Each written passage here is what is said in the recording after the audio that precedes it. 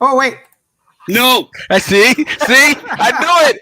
I knew he should have just let Noel do it. What's up to all our sidekicks and henchmen out there in the Geek Nation?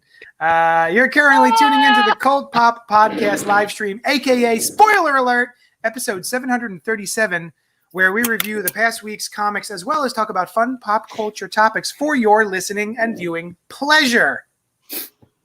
We're also ribbed.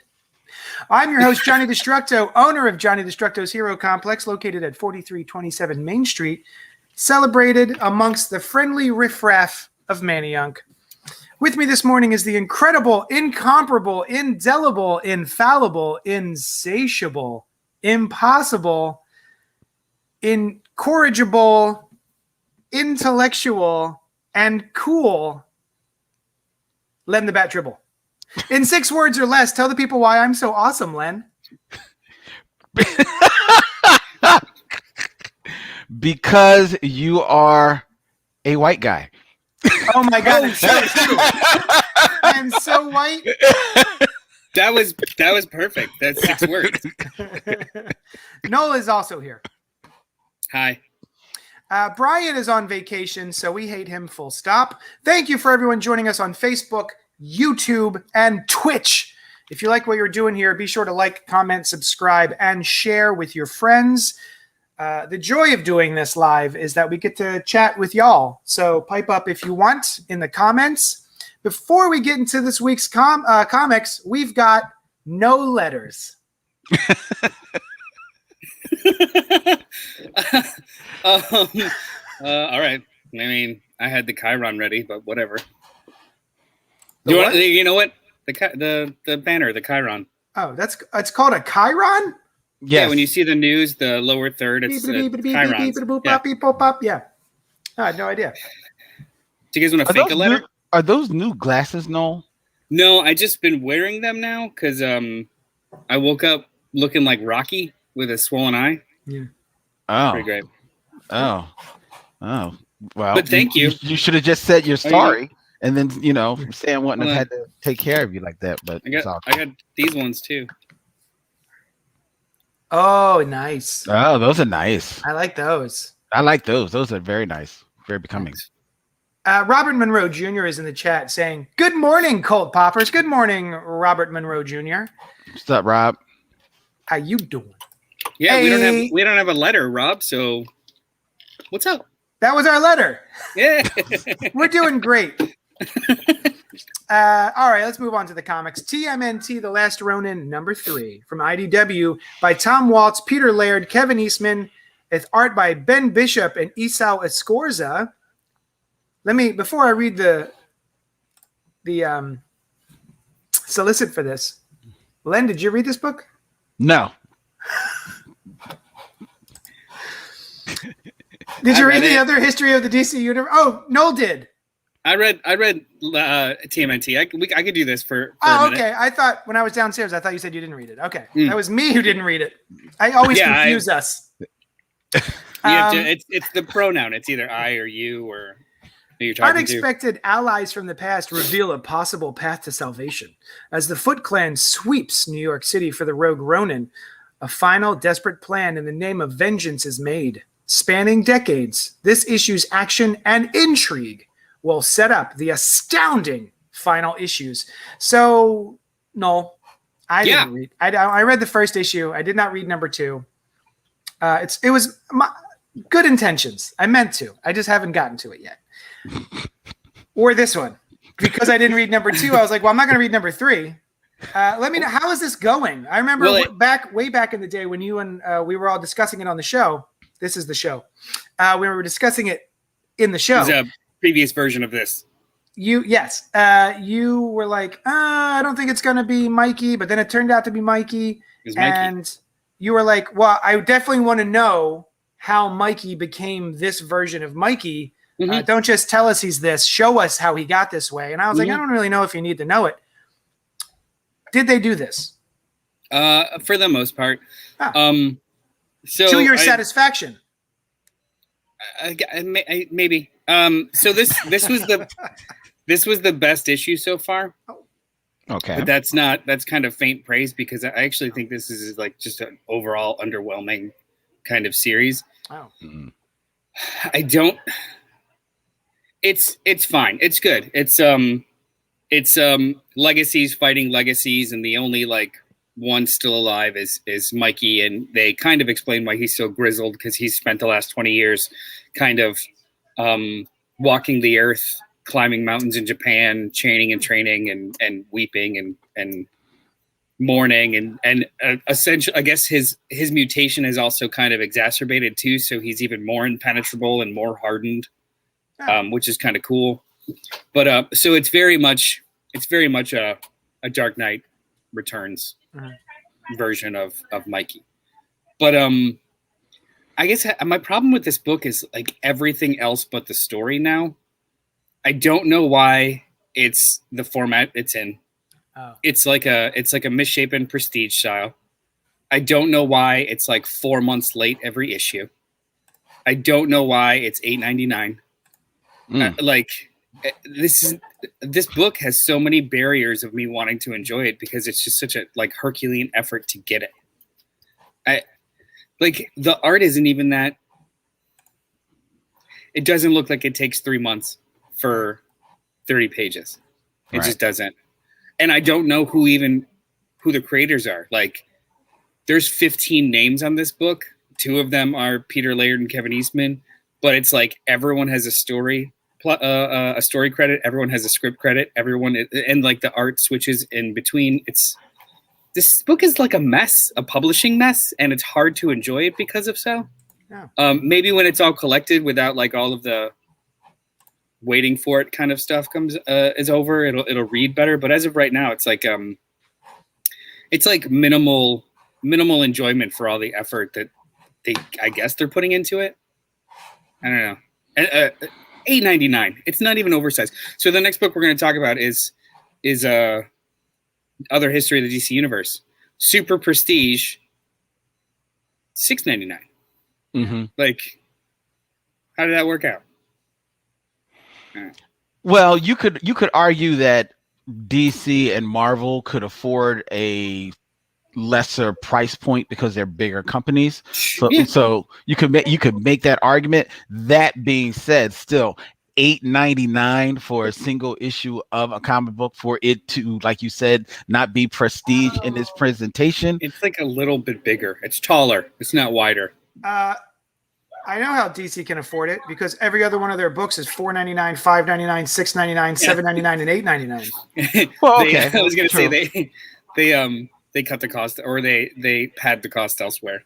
I don't know, it's just as a monthly reader, they're putting these barriers in front of me, which unfortunately affects my enjoyment of the story because, like, well, shit, if I have to wait 3 months for the next chapter and all this artifice, and I have to pay $4 more off top, I can't wait to read it, and it's just like, oh, okay. Oh, Dr. Aphra's in it from Star Wars. I'll be right back.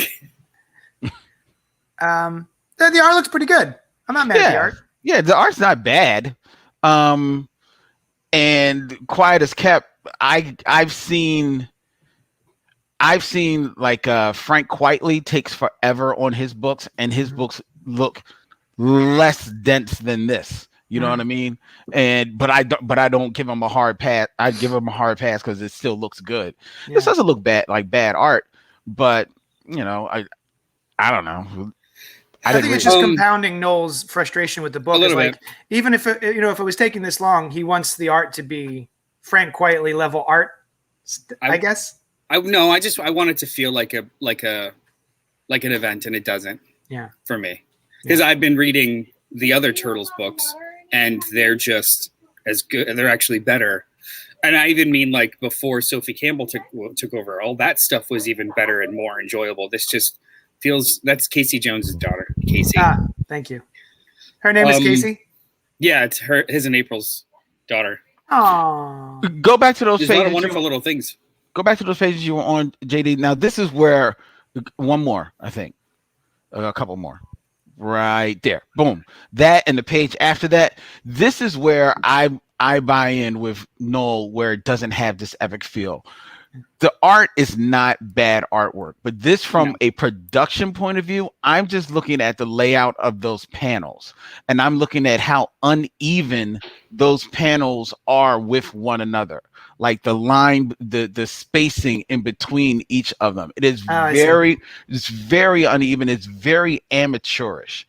It looks very, and considering one, that this is TMNT, which means that there's usually no amateurs working on it. It's a big prestige property, and two is the creators of it who have their name attached to it. They're just not producers. They actually are saying they got their hands dirty with this, and it's $8.99.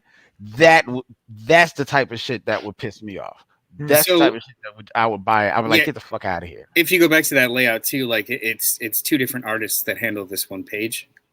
So the last panel is a different artist. It has to be. Like the eyes. Yeah. Versus I see that. So like this whole book is kind of a hodgepodge of things, and it feels like kitchen sink as opposed to like a streamlined, fun, dark future story. And if you keep scrolling, there's some flashbacks that are actually drawn by Laird and Eastman, which they're beautiful, but hot damn, they just like smack you in the face in between this other art. It's just it feels like an uneven anthology as opposed to this like anticipatory miniseries, Yeah. And I think I harped on this last time. Mikey never wears his bandana. He's the only one, so it's fine. But he has no pupils, even without his mask. Yeah. And he's emoting, but he looks horrific. Like Ghost in the Shell horrific. They do close-ups and everything, but he has no pupils. And it's creepy. Have they never had pupils? I mean, when they take their masks off, they've got eyes. Do they? Yeah. It's so weird. I wonder why they don't explain this. No. All right. I want this book. Look at that. Look at the middle panel. That's an emotional beat of an eyeless creature. I want this to be more. I really do. And apparently, like issue 4 is not going to be till August. Yeah. Oh Jesus. I don't know. Issue 4 is issue 4? Is it a 4-issue mini?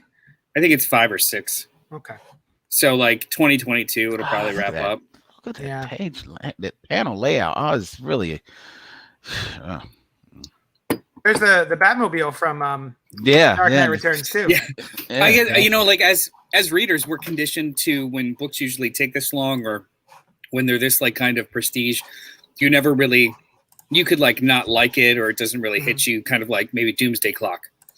You saw the work in it though. Even those issues were like 2 months late. You could tell, it was 2 months late because of this. I just don't see it. I don't see where the work is. Yeah, I gave Doomsday Clock. I gave a lot of room because it was Gary Frank artwork. Yeah. Mm-hmm. Yeah, this isn't doing it.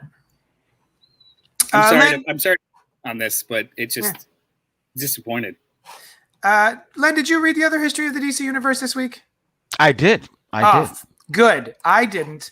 I was really excited to, and of course, life being what it is, no. And Todd Engel has commented in the chat, other history looked like it was trying to teach me a lesson, and if not for you guys, I wouldn't have read it. 4 issues in, I love every single issue, and there is no comic I enjoy more. And all of the issues that I've read so far, I agree with. I agree with that statement. It's one of my favorite books of last year and this year, and I'm stoked to catch up with issue number 4. Let's see. Got little notes here. I'm going to read them. It's going to be great. Other history of the DC Universe, number 4, right? Yes. Yeah. Book 4. By John Ridley with Giuseppe Camuncoli and Andrea Cucci on art. Words can be tricky. Renee Montoya has known this for most of her life. Words taught her to feel ashamed of her gender, her sexuality, and her ethnicity. The people of Gotham City taught her to hide who she was, to fit in, to be loved. And in doing so, they taught her to hate herself. But from that despair came something unexpected and powerful. Renee's path from the closeted police officer in the 1990s to her time as the faceless vigilante known as the Question is one that is inextricably linked with queerness. It is one that is defiant of binaries, outmoded and hateful stereotypes, and the words that propagate them. As the Question, Renee stood in contrast to society's rigid expectations of her, held a mirror up to the world's face, and asked, "Who are you?" I know what Todd Engel means. Trying to teach me something, right? This is a very heavy-handed, what's the word? Series? No, this thing I just read, the solicitation. Oh, okay. It's very aggressive in what it's trying to teach us. But that being said, it is absolutely a series that is trying to teach us something. Yes, it is. Every issue is trying to teach us that there are,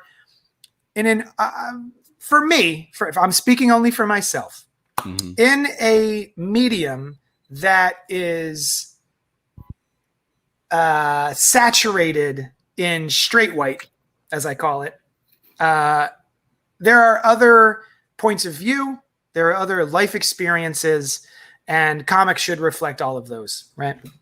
And that, I think, is what this is showing us. It's literally saying, hey, straight white has been DC this entire time, for the most part. Here are what some of the fictional characters living in that presentation have experienced that universe. And I think it's really well done. I think it's a bit of homework because as comic books go, it is not set up in your usual comic book,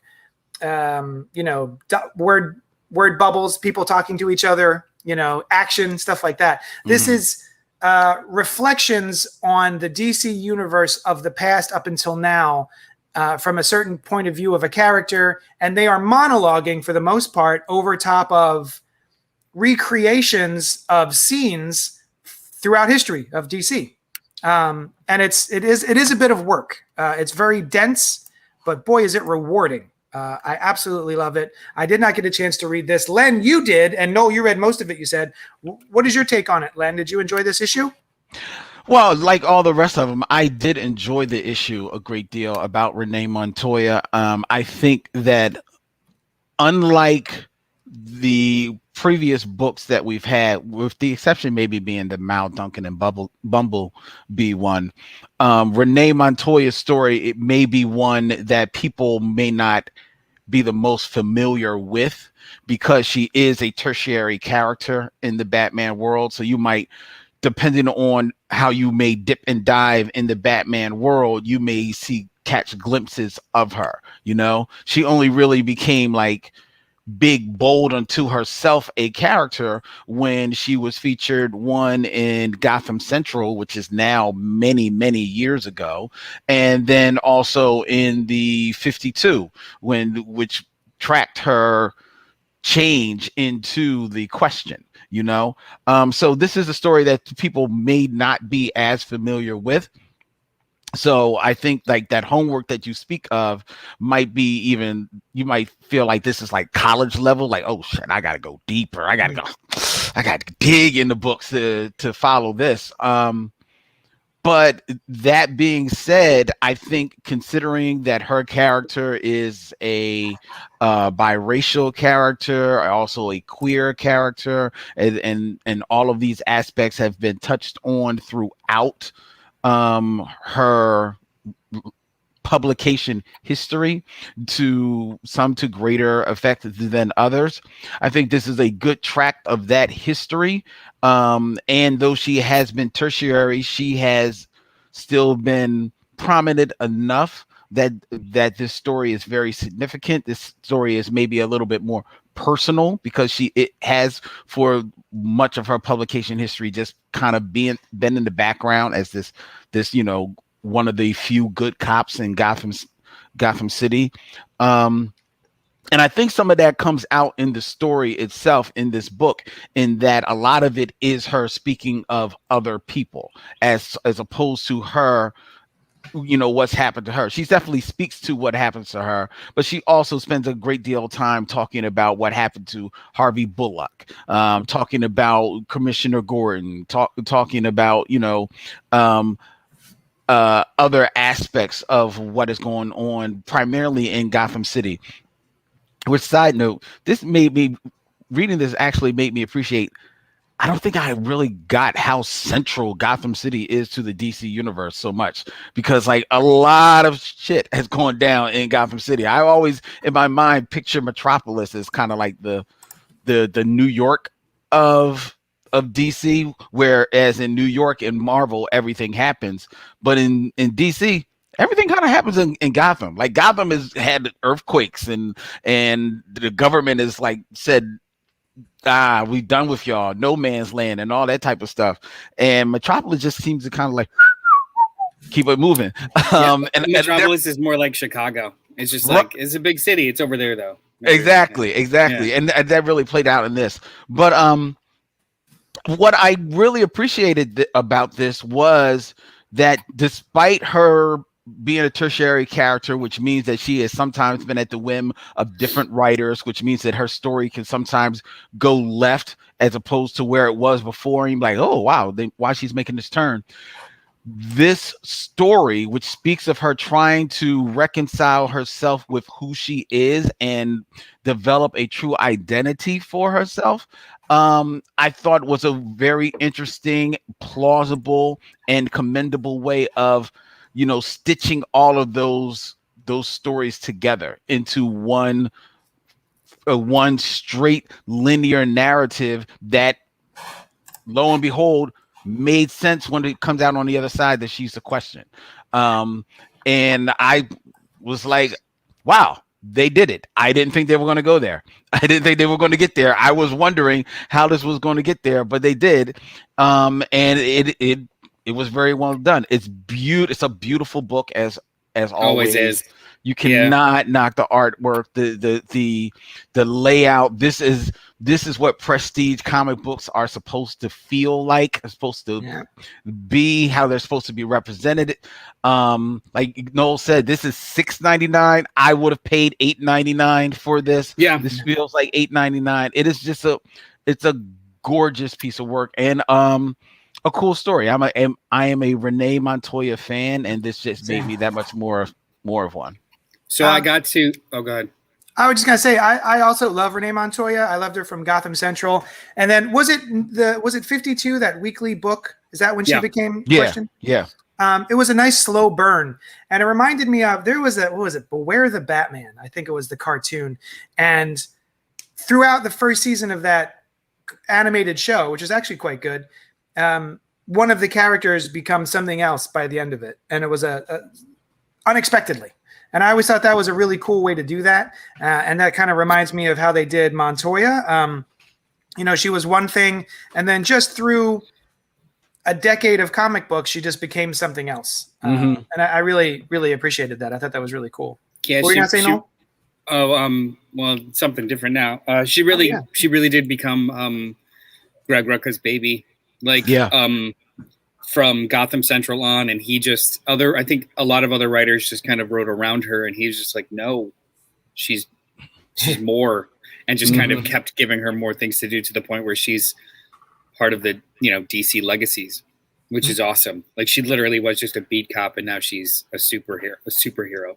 And to touch on something that's very similar to that, I've heard people complaining about Brian Michael Bendis with regard to Naomi.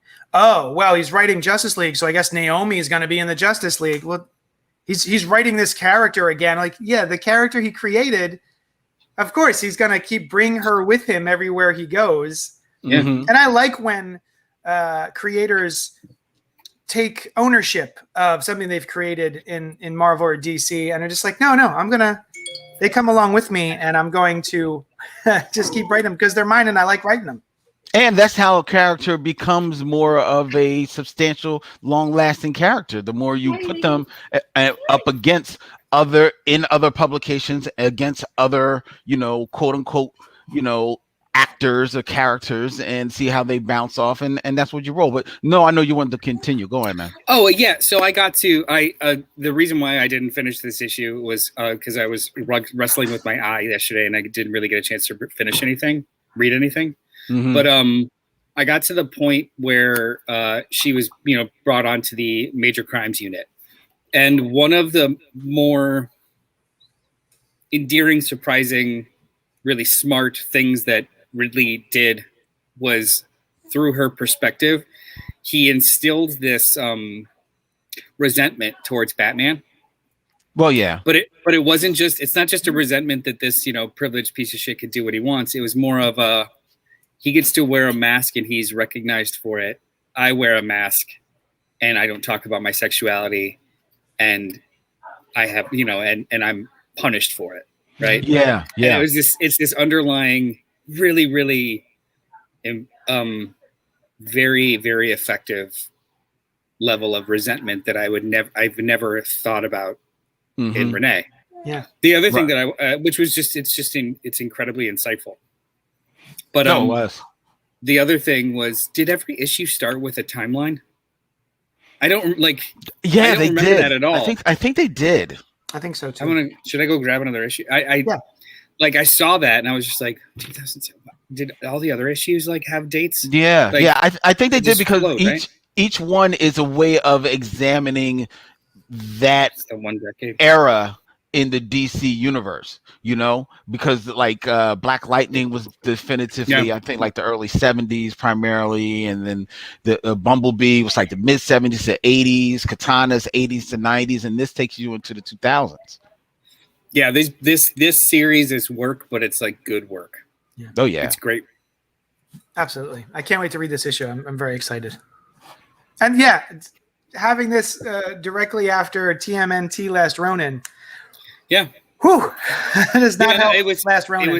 It was a really, really interesting week for prestige comics, because I got one that didn't feel prestige at all, and the other one that was a meal and a half, and I had to take in chunks because it was just a lot of great story. So yeah, it was an unfair advantage. Hal 2814 is in the chat saying, "Who is the sexy lady behind Len in yellow?" What? Is that Vixen? Oh, that Vixen statue? That is Vixen. I'm going to take her off her stand. That is Vixen from the when they did the Bombshells collection. Oh, I like the Bombshells collection. Yeah, I love myself some Vixen. Yeah. Nice. Yeah, I like a lot of the Bombshells covers and statues. Mm-hmm. And then Hal also says, "I didn't know it was Black Shirt Day while I'm in a white T-shirt. My bad." It's literally my daily uniform for the most part. That reminds me of one of my favorite movies. You can put the rest. Oh, sorry. Sorry, too many buttons. But it reminds me of that line from True Romance. "Oh man, he thought it was White Boy Day. It ain't White Boy Day, is it?" Nah, man, it ain't White Boy Day. Great movie, one of my all-time favorites. Let's see. Let's do the next book. What do you think? Made in Korea, #1 from Image Comics by Jeremy Holt and George Shaw. Steve Holt. Thank you. Oh, you could hear it. You could hear it in my voice. That's what I was thinking of. Steve Holt. A quick start guide for your proxy. Step 1, remove box. Step 2, power on. Step 3, raise your child. For Jesse, the world's first true AI system, growing up means learning to think outside the box. This exciting new 6-issue miniseries will redefine what it means to be a family in an age when biological parenthood is no longer a reality. So this is Alex and Aydah, part 2, right? Never read it. Oh, it's so Alex and Aydah. Here, let me give you the plot synopsis of Alex and Aydah. There are sex bots that are like iPhones, right? Everyone has one, or most people have one, and they just do what you say. They're just like little slaves. But you can give them AI on the black market. It's illegal to give them AI, but you can go into the black market pay some money, and then give them an AI. And so this guy gives this sex bot AI, and they have a relationship. It is a slow burn conversational sci-fi book. It's actually quite good, despite the Lunas being involved. And I know Noel has a problem with one of the Lunas. One of them is bad, right? Is it bad Luna? I don't know anymore. One of them is shifty shady. The other one is hyperbolic. I don't know what's true. So I haven't loved any of their endings. So I just don't bother with their work anymore. But we're talking about this book, and JD said it was good. So this book is good. But it also felt very much like Alex and Aydah, where now we have children. You can adopt a child robot, and I don't think it has AI, but made in Korea. The reason it's called that is there is a Korean programmer. They do this guy. They do this, and he is on the secret. When they code. He is on the slide, just creating a code that gives her AI. And he's like, I cracked it. I did it. He's talking to his buddy at the bar after hours. He's like, I did it. I cracked the code. And he's like, no, you didn't. You're lying. And also, if you did, you didn't do it on company time, did you? Because that company now owns all of your work. And he's like, no, I didn't. I did not finish that code. You're correct. I'll be right back. Yeah. I'm going to the bathroom. And you hear him drive away real fast. But he still winds up secretly importing his code into this one child robot, and this family adopts her, and there you go. They're very similar. And of course, as far as we've had AI or robot gaining sentience, it's not a new story, right? We've seen this time and time again. Right. But I thought this was really well handled. The pacing was really interesting. We have two scenes that we go back and forth between the family, and we're sort of slowly finding out as readers what these proxies are, because at first you don't even know what's going on, but then you're introduced to it slowly over time. And it's intercut with this coder in Korea doing his work, and both stories sort of intersect at a certain point. And I think this is really well done. I was very surprised. I enjoyed this very much. What did you think? Noel? The part of the plot that I really appreciated even more was this couple that we meet. They were introduced to proxies when they're invited to an incredibly bougie, rich mansion that can afford a proxy, and they get there with their little gift, and there's just giant gifts everywhere, and they don't belong, and they'd never be able to afford this whether they wanted to or not. And at the time that he's trying to abscond with the AI in a bot, he's trying to give it away for free because he just needs it out of the lab or the plant. Right. And they're like window shopping, and they can't afford the $1 million. Oh, here's one. Oh, okay. Like $29.99. This will be good. There's this confluence of events that just is paced out really, really well. And it also kind of, it provides a dynamic for us that these people who are probably more well-equipped to be parents in this society would never have been able to have the chance to be parents because it's cost prohibitive. Right. Which I find incredibly fascinating. This was just a wonderful little book. Poopy. Oh. There's poopy everywhere. Oh no. Yep. Dee-Dee's got to go. Hey, gotta go. What did you think? I thought this book was really cool. I thought it was, like you said, it is a story that has been told before. But I thought the aspect of introducing the AI as something, these proxies as something that only the rich could afford. Because of how exorbitant the prices were, I thought that was an interesting little quirk to this situation, because this isn't just like, the future where, everybody can afford whatever the fuck. Like, it's like real talk. Like, we can't. And then, they basically almost like literally have to go online and go to like wish.com and get theirs, for like about like for like $2 and hope that it's like it works, So I thought it was kind of like cool. I thought it was cool. I thought that the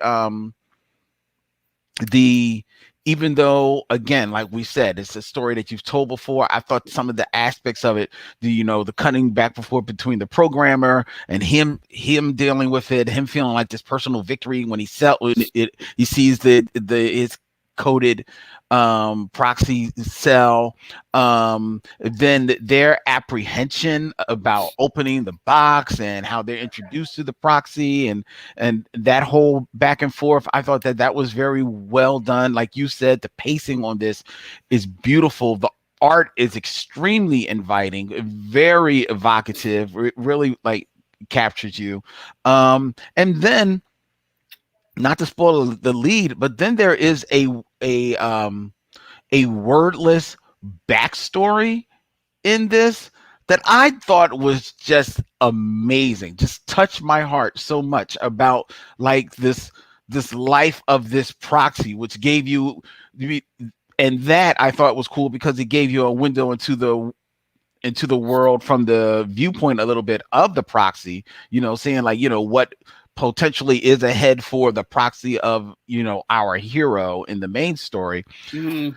But I thought it was so well done, so heartbreaking. Just this nice little well-paced life that it goes in stages. I thought just everything about this was just great. I mean, again, this was something that felt prestige, and it's not prestige. It was just so well done. Look, most of the stuff we read this week, one of the first things I read was the TMNT, and it was just like so many things knocked it out of the water Mm-hmm. as the week was going by, and it's just like, look, I can't. In a perfect world, we can judge everything and rate everything alone in a bubble by its own merits. But that's not how it works. Everything is contextualized by everything else that you absorb, right? So, right. Like, this was just another book that was just like, I mean, I'd pay $99 for this as opposed to that. Like, it just kept saying in my head, like, It's a shame. It's I mean, it's going to take 4 months for issue 4 of TMNT to come out, so I have time to drop it if I want to. I mean, you do. You damn sure will forget about the story by then. I know that. So, oh my God, and I love a book that feels animated. Like this literally feels animated, man. And I love that. I loved every. I thought that just the beats, considering that this is a book that doesn't have any captions between the changing of the scenery, the changing of the time, and anything like that, and yet you never lose track of where you are in the story. That is spot on storytelling, right? Yeah, this is just delightful in every way. This is one of my favorite things I read this week. Yep, 100%. Me too. I'm glad that we pulled it. Anyone that values our opinion, try this. Mm-hmm. Mm-hmm. This I was just as surprised, but like We Live is phenomenal. But I got the same feeling with this, like that first issue of like, ooh, what's going on? This is great. Yeah. But this also has, if you are a fan of what was it I was just going to say? Oh, if you're a fan of Black Mirror, this definitely has a Black Mirror type of vibe for you. I think you would absolutely love this. Maybe not as dark. But we don't know where it's going. We don't know where it's going. It's not dark yet, but there's some shade coming in. There's definitely shade coming in. So 3 issues and Jessie is murdering her parents and stuff. Anyway, I would highly recommend somebody picking this up if you're at all interested. It was really solid. Yeah. I mean, JD's handling poopy diapers. Do you want to keep going? I think we need to keep it moving. We have to keep moving. The next book on our docket is Stargirl: Spring Break Special #1. Mm-hmm. Written by Jeff Johns with art by Todd Knock. Courtney Whitmore's spring break plans aren't like your average high schoolers. Instead of hanging out with friends, she's heading out on an adventure with her stepfather, Pat Dugan, aka Stripe, or Stripe. and teaming up with his and teaming up. Oh shit! And teaming up with his former league, the Seven Soldiers of Victory. The soldiers are forced to reunite against an unearth the secret. God damn it, Noel! Oh god, I can't focus with one eye. I'm sorry. But what other secrets lie buried, and what does it all mean for Courtney's future as Stargirl? Anyway, so sorry guys. No, how's he doing? Is he still? There was poop everywhere. Sushan had left him in his little bouncy chair, and then he was kind of flipping his lid. So I was like, "Oh, let me pick up my son." Little did I suspect that he was a time bomb of poop. And as soon as I touched him, there was just poop everywhere. Did he have like a coffee ring of poop on his arm? Yeah, they did. When you lifted him up his arm. Yeah. Anyway, this book, I went to read it. It's nice. I ultimately didn't care. Oh. Where's Todd Nance been? I haven't seen him in like a minute. He's been doing covers like every week for Marvel. Okay. He's got like a cover every single face covers. This was like really cute. It was really sweet. It tries to cover a lot of groundwork with the new established continuity of whatever the story they're trying to tell, with Green Arrow going back in time and being a member of the Seven Soldiers who blah blah blah blah. JSA era stuff, and it's really cute. But I don't know if it didn't tickle my member berries. I also didn't finish the first season of the show. I did finish the first season of the show. I have no member berries to tickle. It's not that I have the omnibus of the JSA Volume 1 from Jeff Johns, and I've always heard very good things of it. And I would dip in here and there back in the day when it was actually being published. But I've never sat through and read the whole Johnsky. It is my intention to do so someday, because it's the same thing with Starman. Like, I always knew Starman was really good. I dipped in here and there. My wires are all in my son's face. But I did really, really enjoy the TV show. And this Stargirl, when I saw in Infinite Frontier. Damn it, every time I do that. Infinite Frontier #0, that she was finally getting a comic or at least a one-shot, I was like, oh, well done, DC. You finally did it. Like, she has a TV show that's very popular, and my son just pulled my headphones out of my ears. This seems I'm glad it finally came out, is my point. This should have been out when the show was on, I think. But I really enjoyed it. I don't know a lot about the Seven Soldiers of Victory. The only one I read was the Grant Morrison run, which was weird as hell and almost indecipherable. Not these people at all. Yeah. But that being said, I still really enjoyed it. I thought this was a lot of fun. It was whimsical and charming. Bless you. Thank you. And I don't know much about Green Arrow's little sister. Like, I didn't even know he had a little sister. Oh, yeah. Amiko. But I'm all in. I think this is a lot of fun. I think this is fun comic booking, like classic style, just superhero comic books. So I'm into it. And I'm also very excited for there was a 2-page stinger at the very end where Jeff Johns and Brian Hitch will be doing the JSA comic. So I'm on board. I thought this was fun.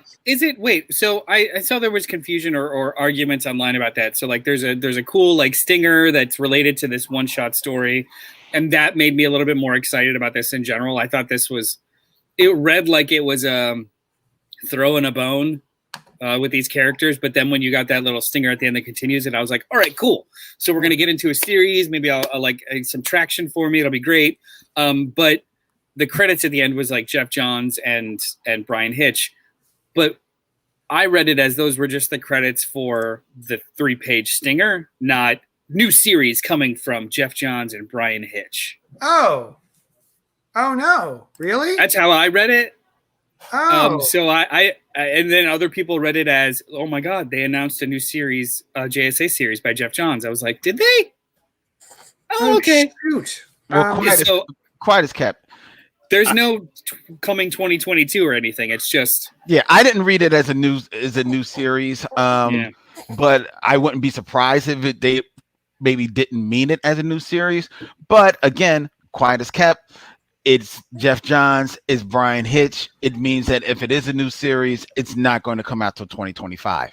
So I'm not really sweating that. I didn't really care about that. And to be perfectly honest, I've also, while Brian Hitch for a long time was one of my favorite artists, I've grown a little cold to Brian Hitch in recent years. So his name being attached to it does not like really excite me that much at all. Well, no, Brian Hitch being attached to it. I mean, there are worse options. Brian Hitch is not a name that garners excitement for me, but it's like, oh, solid. Back in the day, during his Ultimates run and stuff like that, he was probably one of the best things on the shelves. True. These days, not so much. His posing is very awkward. If you look at what's on the screen, look at Flash right now. The Flash and Wildcat, like, just so strange. His arms are just, they always remind me of Ragdoll, the way he draws people's arms. Everyone late in the last 10 years, everyone's got real rubbery poses. Yeah. It's not cool. But to the book itself, the main heart of this book, I enjoyed it. I too was a fan of the first season of Stargirl, and that surprised the hell out of me. But I actually did enjoy it. I'm not, unlike JD, I'm not surprised that they might wait for after the season for something like to put something like this, because the nature of network television right now is that you could easily be one season and done, but you as popular as it was, it fortunately was living on streaming platform first. So it had that little cushion, because I think if it lived in network TV on CW, I don't know how popular the ratings would have said that it was. So that show had a weird moving target. So it was specifically for DC Universe, and then it was like, no, we're going to do it on CW also. But then the streaming rights are on 4 different things.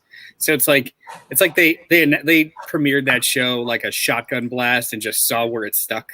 And plus it premiered in the mix of a lot of flux behind the scenes with Warner Media in general, because they were trying to figure out what HBO Max was going to be and all this type of stuff. So, but this comic fits definitely in that tone. It definitely addresses some continuity things that if you knew about them, then you're like, oh, that's kind of interesting. If you didn't know about them, then it's just reads like comic book stuff, typical comic book stuff, i.e. the whole deal about Green Arrow and Speedy being dropped back in time to be the quote unquote Green Arrow of the Golden Age. That's just a way of addressing that there actually was supposed to have been a Green Arrow of the Golden Age with the 7 Soldiers of Victory, who get propped up as like this big thing. They weren't a big thing. They were a made up team that were made up primarily for an issue of the Justice League, where they back in the 70s, where they could more or less just talk more about Golden Age heroes and do away with the Asian guy. The other thing too, I know. The other thing too, I don't know if it's previous or new continuity. They were all thrown forward in time. So even though they were 1920s, 30s, 40s, I don't even know what decade, whatever, heroes, they're all forced through time. So they're still the originals. So like Green Arrow and Speedy back in time, all of them came in forward in time together. So these are all. So even Pat Dugan is a man out of time. Yeah, like all these dudes are from the past, which I thought was like, I don't know if that was before, but that's kind of funny. Yeah, it's really weird, but it's like you said, JD said, it's old school comic booky. So you roll with it. This definitely fits in the tone of the Stargirls series. So if you like that series, I think you would like this book. I always like the idea of Stargirl. I don't know if they ever really did anything great with her. To JD's point, the JSA by Jeff Johns doesn't do a whole lot with her. They do some stuff, but not a whole lot. But this was fun. And actually, like I said, it's been a long while since I saw Todd Knox art. Yeah. So to see him on in tears like this, I was like, all right, he looks like he's grown a little bit. Since he has really grown on me. Yeah. So I really enjoyed it. Yeah. Oh, nice. There's a very and I don't mean this in a pejorative. There's a distinct wholesome early 2000s, late 90s kind of feel to his art. That's very, very DC feeling too. Like, yeah, no, it really, really fits, and it's really, really slick. I like it a lot. The only thing I remember, I wish his wasn't he doing the Gwen Stacy miniseries for Marvel before COVID? And that didn't even finish, did it? No, COVID got it. It got canceled because of COVID. But I was really enjoying it. It was like Veronica Mars in the Marvel universe. I thought it was awesome. It was interesting. Yeah. The only thing I remember about Courtney, and reading the JSA, which I started reading after Infinite Crisis, was a whole issue where she got her braces taken off. Huh. Oh, I remember that one. That's pretty much it. Like, yeah. Yeah, I remember that because that was like a kind of like a in between a storyline issue. I remember that. Yeah. And everyone was there for her. Look, we're all family. So there's that wild Dale Eaglesham kind of layout of her in a dentist chair, and there's a ton of roided up superheroes behind her, and it's just like that's not sanitary. Including the dentist. I think like the dentist is like real roided up. Like, that's the problem with Eaglesham, man. He's my favorite. He's like Ed McGuinness, but less charming art wise, I think. Mm-hmm. Yeah, Ed McGuinness just steers right into it. Like, everyone's gonna have a 14-inch waist and 35-inch biceps. That's just how it is. Eaglesham is just weird. I don't like Green Arrow's over-designed costume. Why does he have vents on his shoulders? That is a little much, sweat? But sweat vents. Shoulder sweat. Oh God, so weird. Y'all talk about the Brian Hitch. At the end, the series that I would want to see is I don't care about the Seven Soldiers of Victory, but if Jerry Ordway wrote and drew it like his pinup at the back, I would buy that. Because that is a cool looking pinup. I got it on blow up now, so it looks pretty cool. I do also want to say that this story, I mentioned how the Seven Soldiers of Victory back in the 70s, their story did away with the Asian character Wing, who was the sidekick of the Golden Age Crimson Avenger. And this story does kind of like speak to that and speaks to them trying to do something with that character finally, like find him and everything. And it's almost like, like trying to right a wrong that was done. That's kind of like how it had the feel to me. I felt a little icky about that, but I'm like, at least they're not trying to just whitewash and forget about it. So, I'll give them a pass until I see where it goes with it. From this artwork, I had no idea he was Asian. Oh, yeah. Well, the only time he's shown, he's wearing like a mat. All you could see is like the bottom of his mouth. Yeah, like he's in two panels. That's a great panel, by the way. Oh, it's no longer up on your screen. Oh yeah. That was a great panel, double page spread. But yeah, this was fun. I'm actually looking forward to more of this. I hope we get to see more. Hopefully before 2025, as Len said earlier. All right. Heroes. And the reason. Sorry. I'm sorry. I apologize. But this is the reason why it always bummed me out about the Wing, the character in Wing, and how they didn't know what to do with him. The Seven Soldiers of Victory were created as the Seven Soldiers of Victory. Like I said, they were kind of like created just for that book. But the Seven Soldiers were the Shining Knight, Star Spangled Kid, Stripesy, the Vigilante, Green Arrow, and Speedy, and the Crimson Avenger. His sidekick Wing, who was his sidekick, was not considered in that number. How come Speedy got a slot? Exactly. And Wing didn't get because Wing was an Asian character at that. Yikes. Yeah. Gahoo. Well, before we move on to the next book. Hey, you can help us out. I'm sorry, honey. I scared him. I'm very boisterous. My son He's is like, constantly. "Ugh." Oh, Jesus Christ, Dad. He's going to poop himself. If you want to help me raise this child, his name is Kai, and he needs your help desperately for just $1 a day. Oh my God! No, this is not that commercial. Are we next going to see a picture of him in a cage, just looking out for a kid with poopy diapers? So yeah, you can help us out by going to patreon.com/JohnnyDestructo. Thank you to everyone who donates each and every month. It's wonderful. It's so sweet. If you don't have any money and you don't want to help raise this child, that's fine. If you want him to slowly starve, you can just help us out by sharing your love of the show.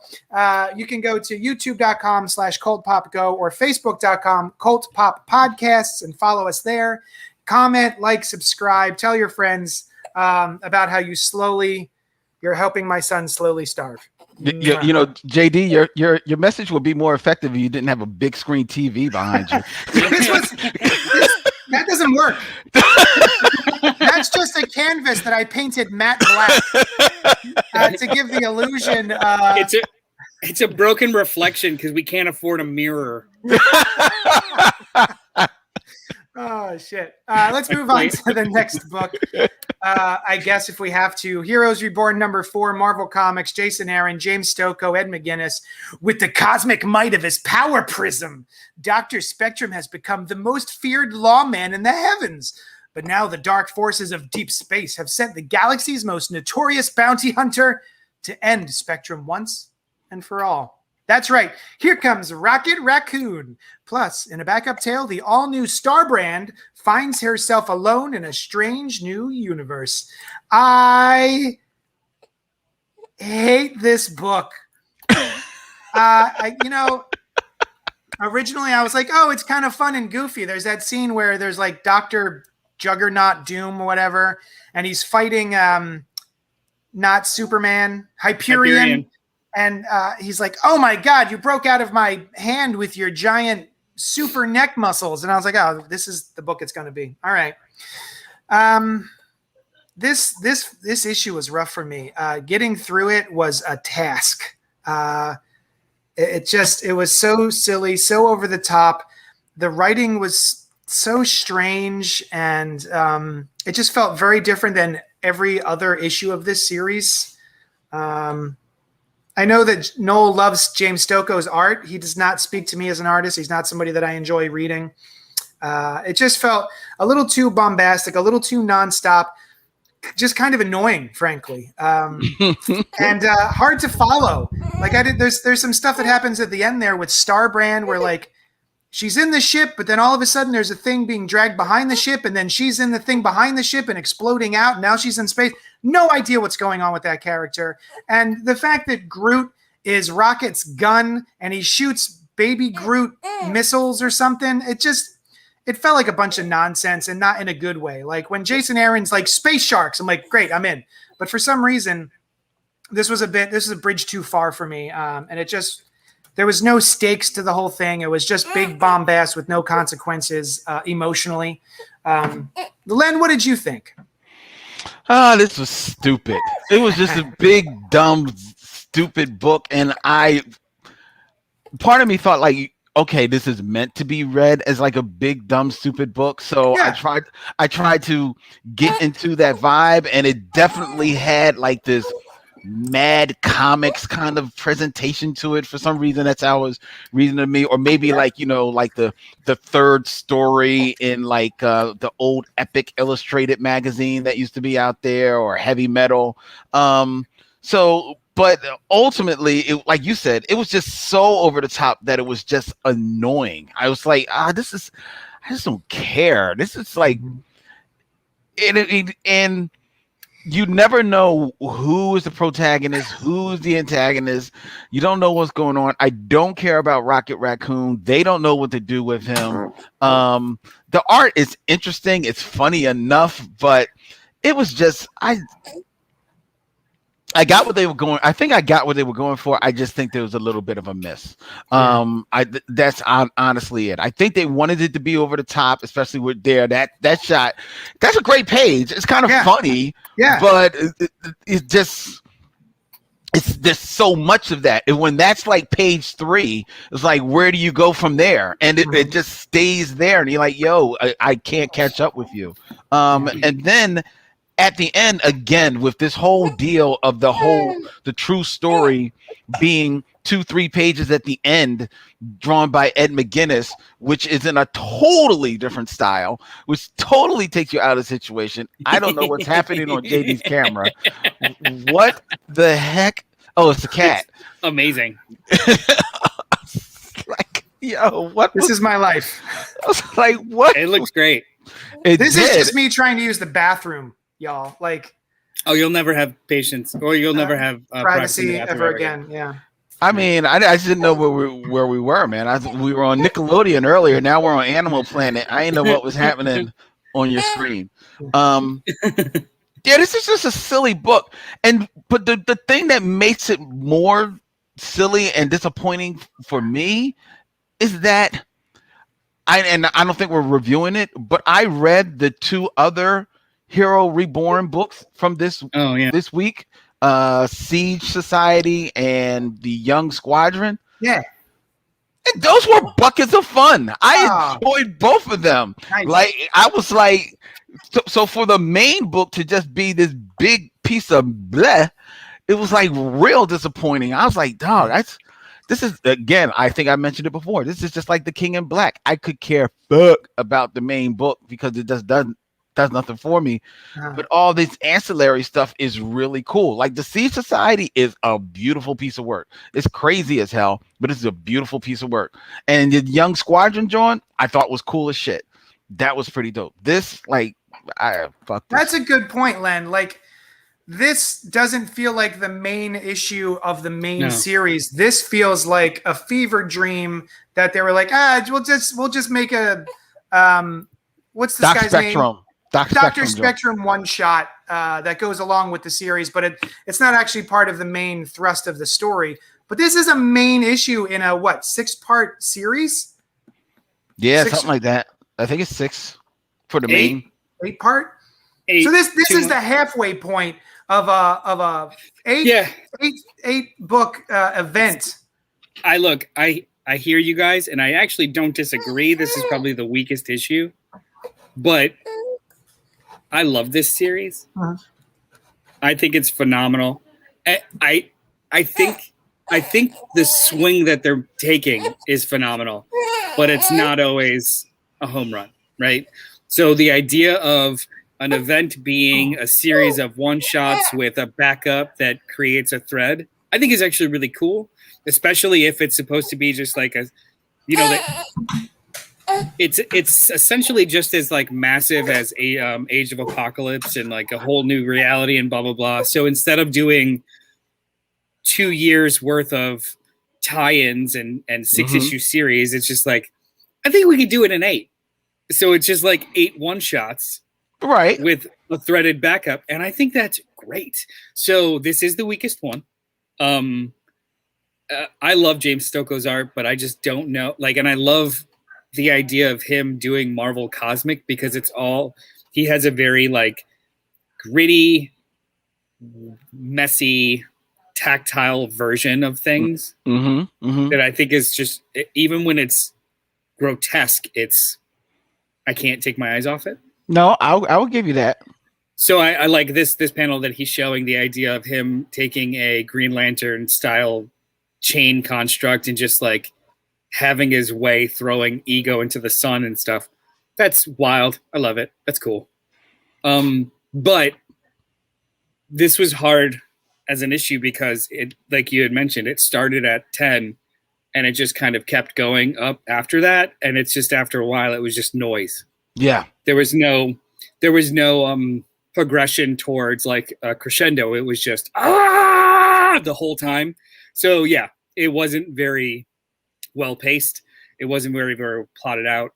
It was just one heavy metal chord for 30 pages. Right. That's hard. And that's very difficult. I seen Todd Engel put in the chat that I buy some of it, but the art was so bad that he couldn't buy it. It's not for him. And like you said, no, I think the art is good art in of itself, but it's definitely a you know, you either appreciate it or you don't. You know, either you get it or you don't. But I think the thing that I really want to talk about, that like art aside, what I really want to talk about in regards to this issue is two things: the underlying thread of the entire series about American exceptionalism being the real villain, and we finally get confirmation of the big bad in this series at the end of this issue, which is Mephisto. I think we all kind of knew it. It was just never mentioned, but it's mentioned in such a way that it's not just like one, like Coulson and the Squadron Supreme are like, hey, we made a deal with Mephisto. Mephisto has completely replaced the concept of God in this reality. Right. So he's on the money. He's got churches all over the place. Like, he is the deity of America, which is disturbing. Yeah. And I think it's really, really cool for a comic book. Like, to take American exceptionalism and juxtapose it against false prophets and false gods. There's discourse online about I used to like Jason Aaron, but then he got all political. And I'm like, I love the fact that it seems like this is him just like swerving right the fuck into that. Like, do you think I was too political? Okay. And I just very much appreciate that. Nice. No, that is cool, and that is a cool beat to this. The thing is, that red, even though it definitely is, it's there in this story.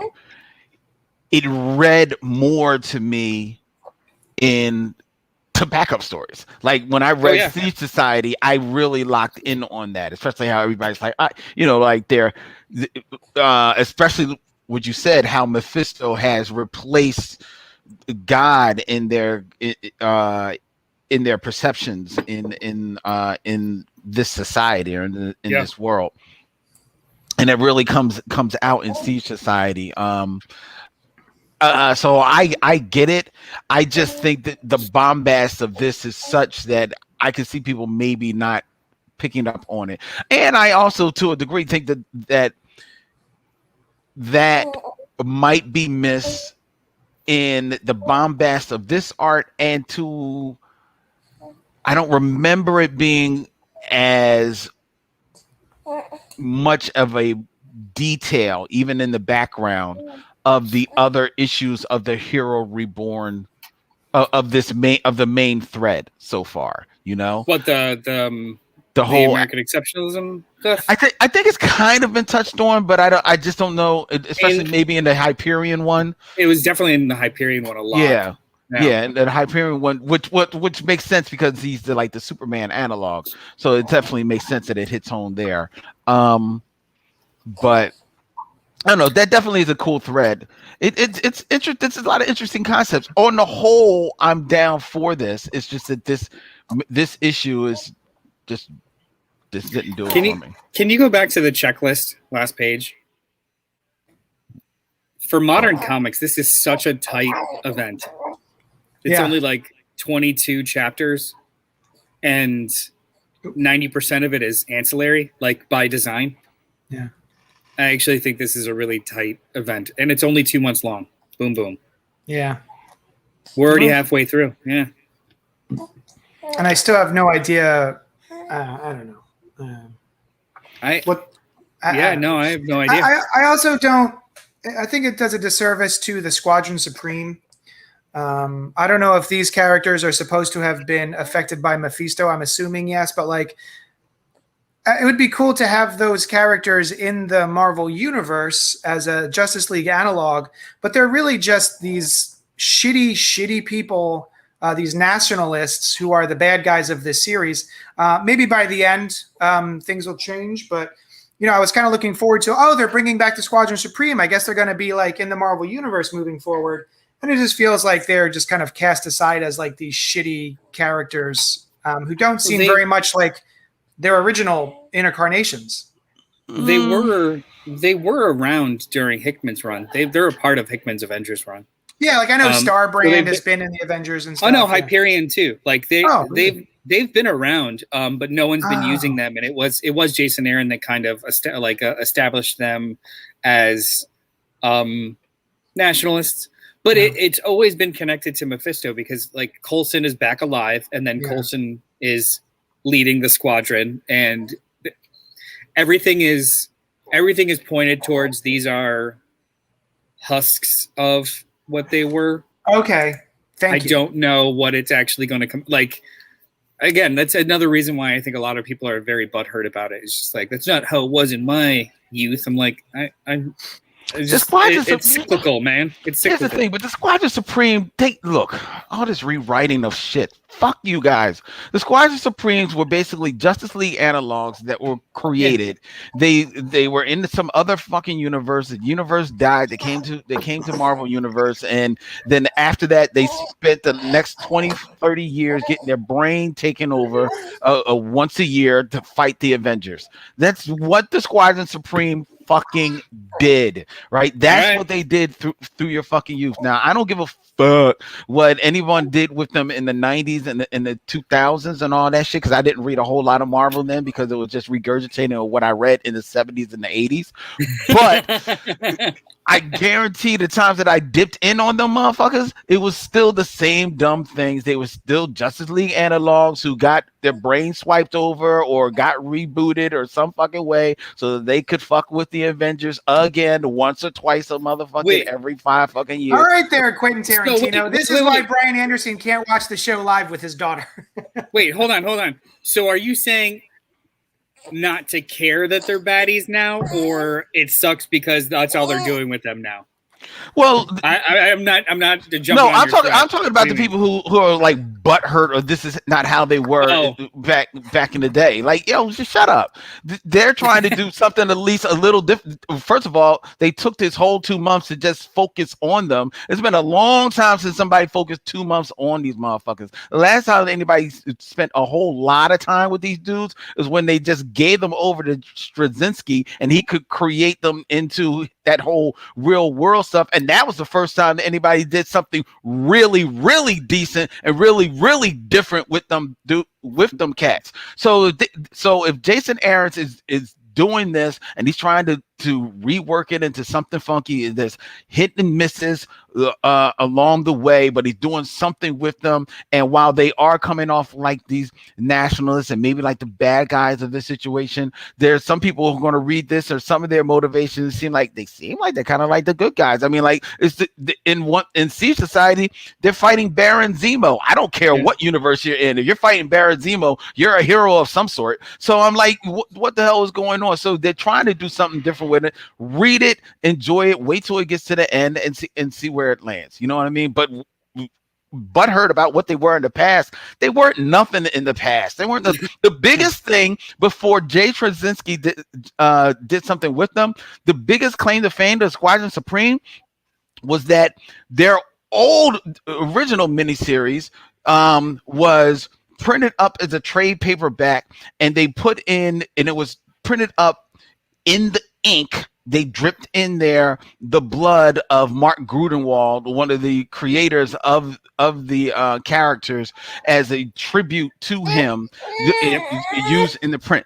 That was the biggest thing that the Squadron Supreme have ever done. Next to also Alex Ross drew that cover, which was basically a knockoff of one of his very many Kingdom Come covers. So that's the biggest thing that's happened to them since Jay Straczynski, and now this. So for all you who are butthurt about that, go get some flushable wipes, clean your booty, and just keep reading. Actually, those flushable wipes, though, they just clog up the sewers. But yeah, it's fine.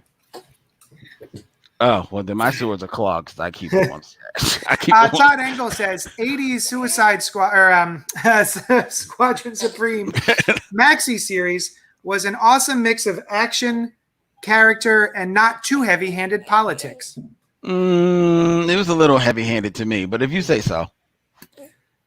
So, I don't know. I'll probably read it if we have to read it for the show, but I don't really care about this series anymore. I mean, so here's the halfway point. It's Doing. 4 issues, once a week. Do you guys want to follow through on it, or I'll just read it in the corner by myself? I will keep it going with you. No, I'll keep reading it. Yeah, And JD, I will Go tell ahead. you, dog, if you don't care about it, don't care about it. That's fine. You know what I do? Just don't read them. But but I ask you though to read the Sea Society book Yeah. and the Young Squadron book from this week. I think you would like them. I really Especially wanted to Young watch. Squadron. I really wanted to read Young Squadron because those are my. I like the teen heroes. I like Miles. I like Kamala. Is that Sam Alexander? What are you doing? He's just I think it is. making I so much forget the noise. character's name. It's good though. It's fine. Good. I Yeah, like it's it. good. I think you would like it. I think you Yeah. would like the Young Squadron one. Is really cool. Before we talk about Robin #2, which is the next book, do you guys want to talk 5 minutes about the DC round robin that's still going on? All I know is that Robin's better win because I've been saying we should have that series for the past 10 years, and it looks like it's finally going to happen. I read the issue this week, and it was fun. This kid won't stop, so I'm going to mute myself. Enjoy your conversation. So what for those of you who remember or don't remember, DC on Twitter is doing a round robin style bracket style tournament for people to vote on a series that they would read in issues or want to read in issues. It started with 16 different pitches, and then it's just all kind of, various books being voted out or voted on and blah, blah, blah.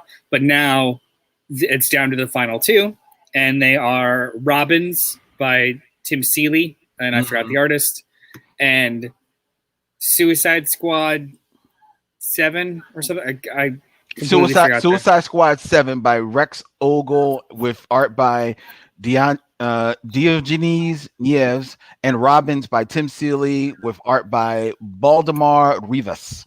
So thank you. So they released 2 10-page previews for this for these books for this last round of voting. And I thought it would be kind of fun. Like we talked about this when they first announced it, and all of us were just like, "Oh, it'd be cool to see this, to see this, to this." And Robins was the one that kind of like popped up.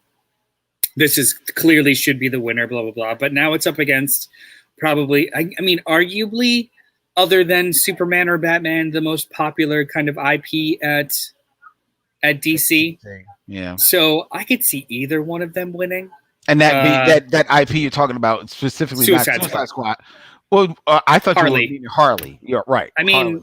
she is tantamount to the Suicide Squad now. Period.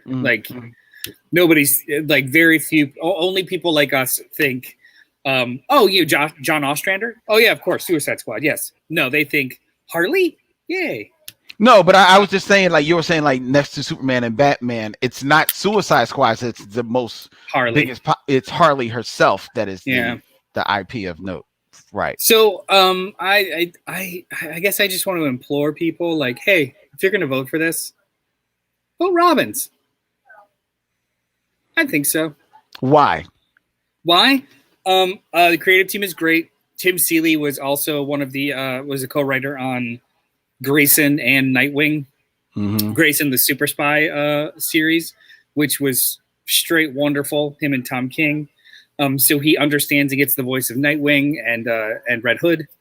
And the art's fine, but it's just, I think it's wonderful. You've got all these like orphaned heroes who all have a shared experience, but very rarely all share the same space in a series. I think that's great. Whereas with the Suicide Squad, it would just be the 4th Suicide Squad series right now. Like I'm very biasly voting against another of the same. I like whether it's going to be a better book or not. It's just later. Let's do it later. Yeah. Well, Personally. I kind of agree with you in some aspect because I don't care lick about this Suicide Squad team. Like I'm mad that they pulled this bum from the Super Friends, even though I love the in joke about the Super Friends that is done in the book. I thought it was kind of cool, but I really could care less about this. That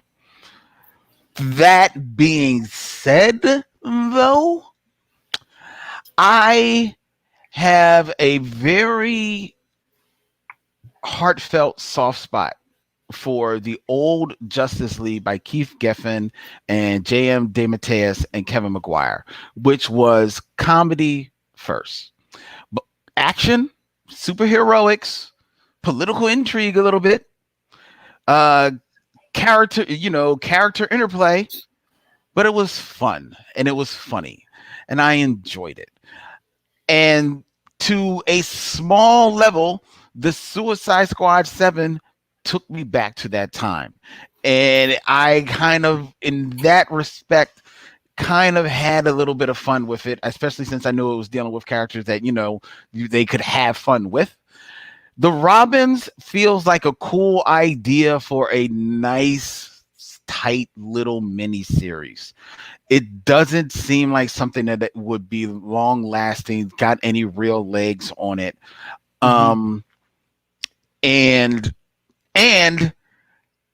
I've already got fantastic Nightwing already happening on the other side now in his book, right? True.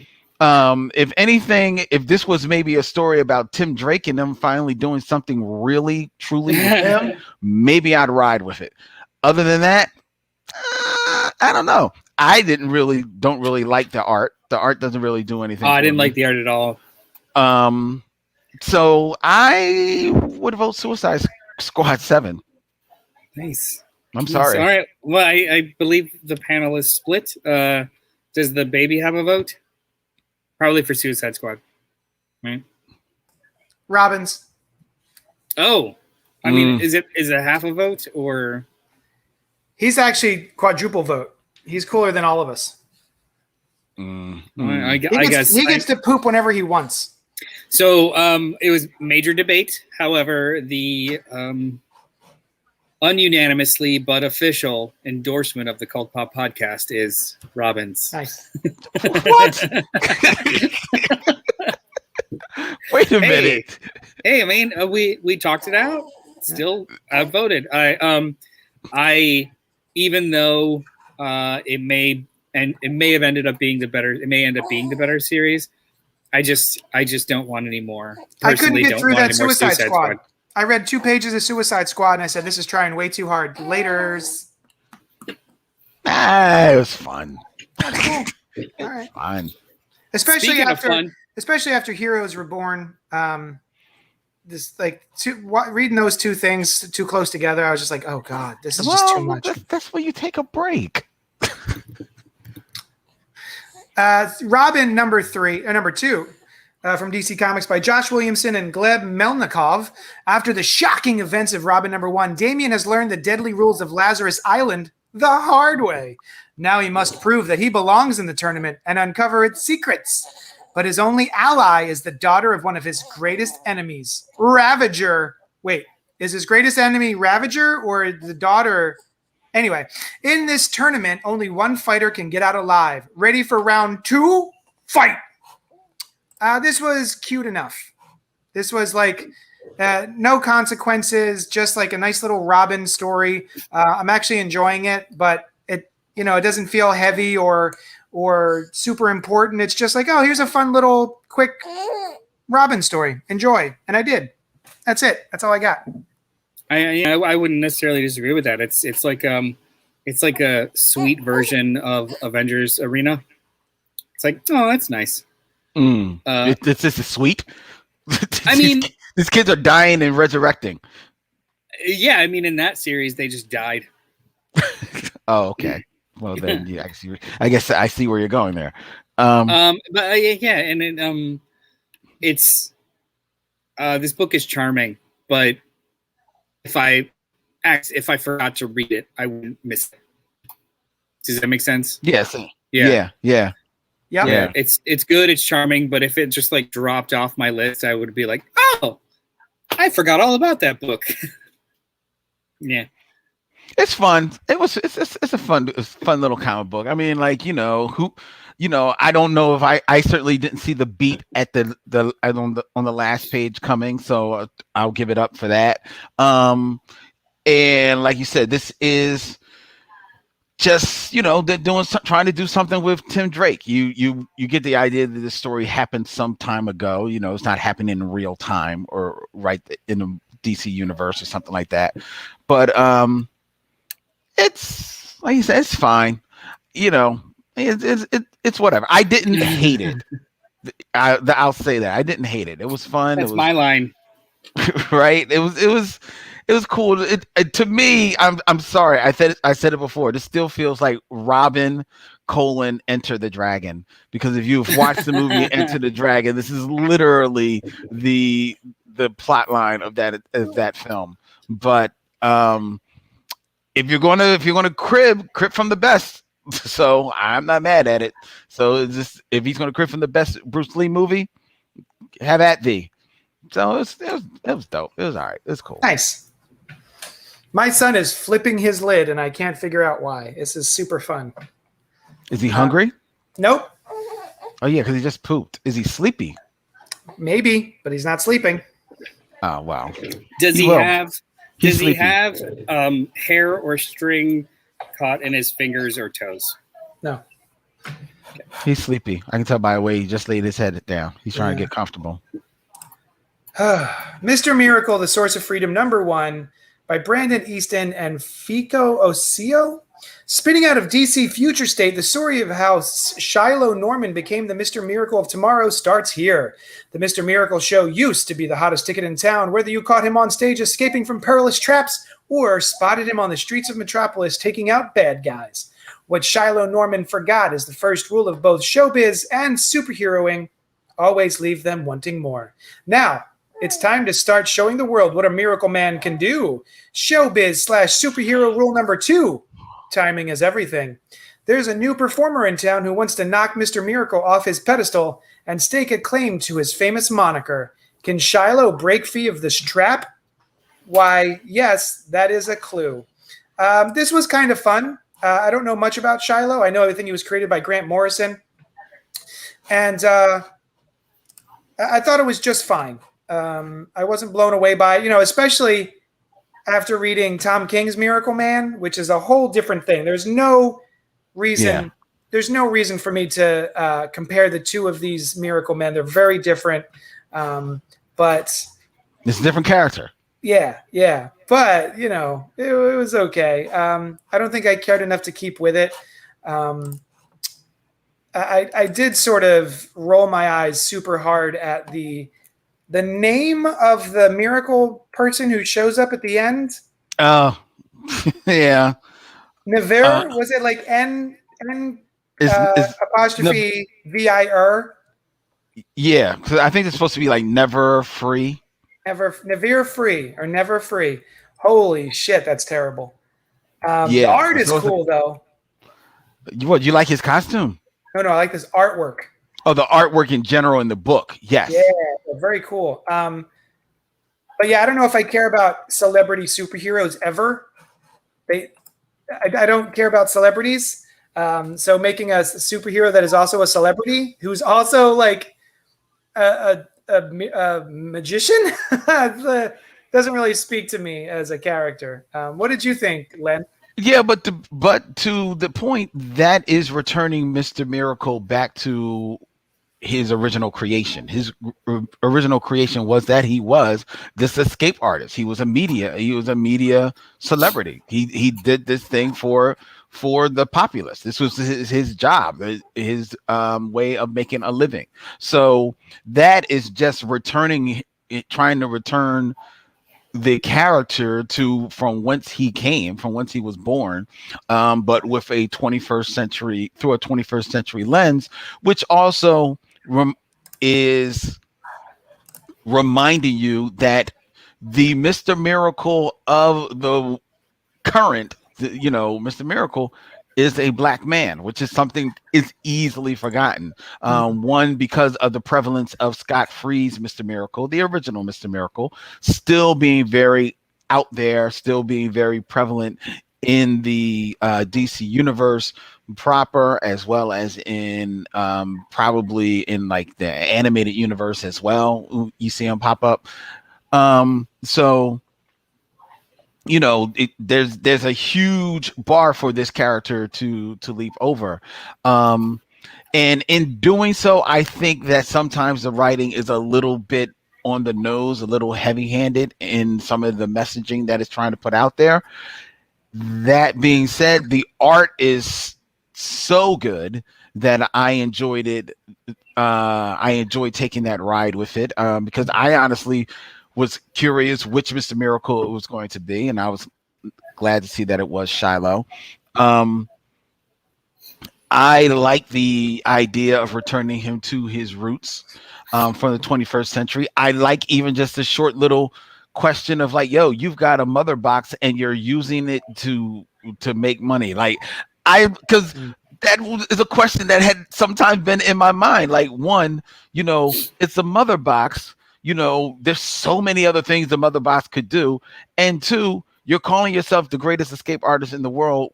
Then can you do it without the box? Like, Right. like really, like what? Who is escaping? So I kind of like that this call, you know, this paid attention to that, called attention to that. So that being said, I enjoyed it. Not for nothing. It's hard for me, you know, full disclosure, for me to root against this book. Brandon Easton is a fan of the Black Tribbles. He has been on our show a number of times. He has probably one of the coolest Tribble designations of all time, because he is Brandon Easton, a Tribble called Quest, which is That's good. dope as fuck. And we were pissed this day he said it, because like, damn, why did we think of that? And he is a dude who has been plying his trade over these years, writing now for DC, but it's written for Marvel, it's written for Disney. He is doing great things out there in California in the entertainment business, and I am rooting hard for the brother. So I will say that, yes, did that give me a little bit of a bias when I was reading this book? I ain't gonna front a little bit, but I was glad that I would have. If it was shit, I would say it was shit, and it wasn't. It was pretty decent. No. It got If me in. anything, it makes you more excited when you've got those kind of like barriers of, oh Mhm. man, I'm reading my friend's thing, but then it's just even more exciting when it's good. Yeah. Yep. I didn't get a chance to read this. I'm sorry. You know, I'm mad about Never Free, but Scott Free is a name. But like for some reason, Scott Free sounds like it could be accidental. Like it sounds like a name that could exist. It sounds like a name that could exist, but then also is a double entendre, right? I got you. Going out of your way to do N-VIR so that you could create Navir.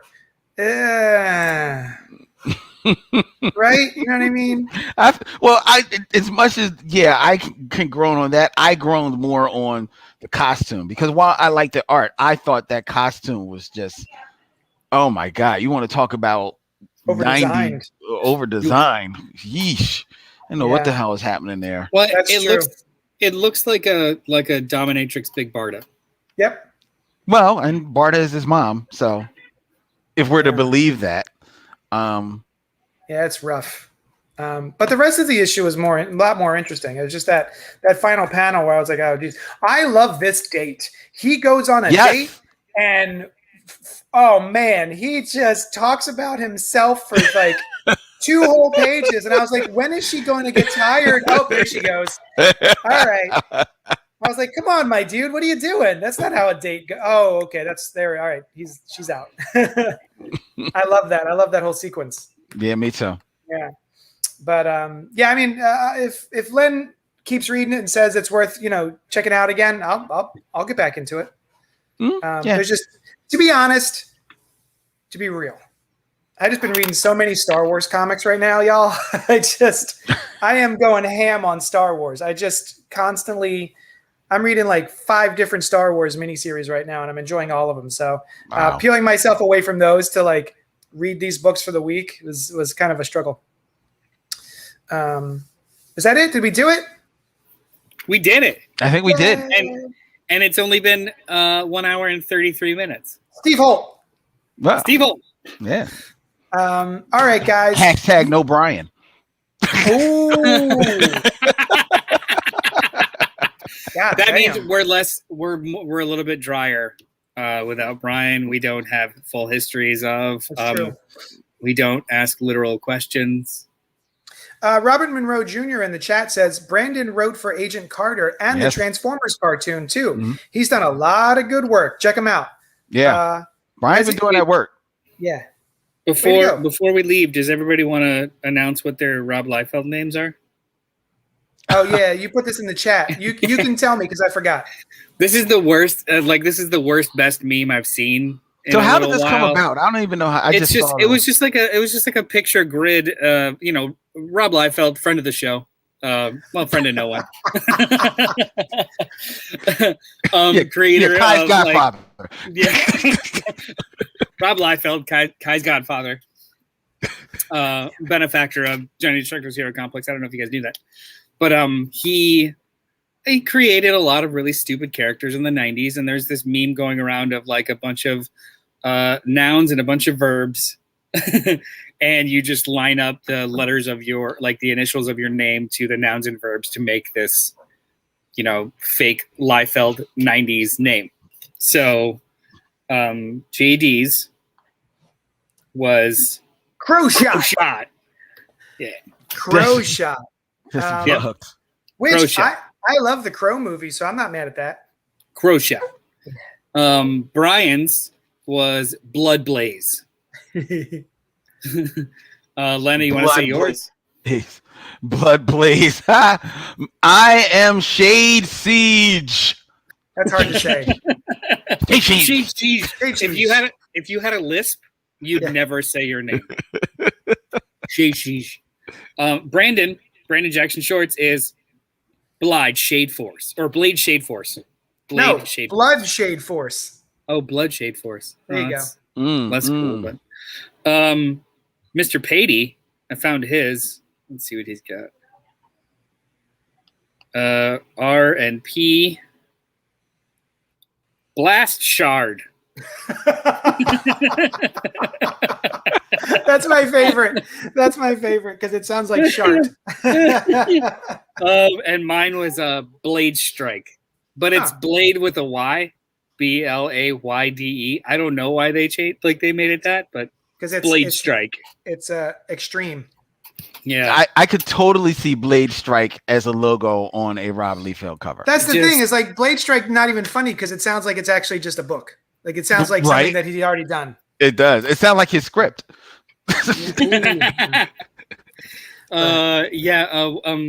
Blast Shard. That's just Blast Shard is my favorite. That's funny. It just sounds like just explosive diarrhea. That's the most fun. Going over that meme and applying it to all my friends' names was the most fun I've had with Rob Liefeld comics ever. Nice. Just ever. Action Figure Expert says, hey, you guys, take it easy. Have a good one. Be safe. We will do that. All right, Action Figure Expert. Thank you, everyone, for hanging out with us. Go to patreon.com/JohnnyDestructo. Don't forget to like, share, subscribe, all that stuff. Help me raise my son. Come babysit for me. That'd be great. Change some diapers. All right, guys, we love you. Thank you, and we will talk at you later.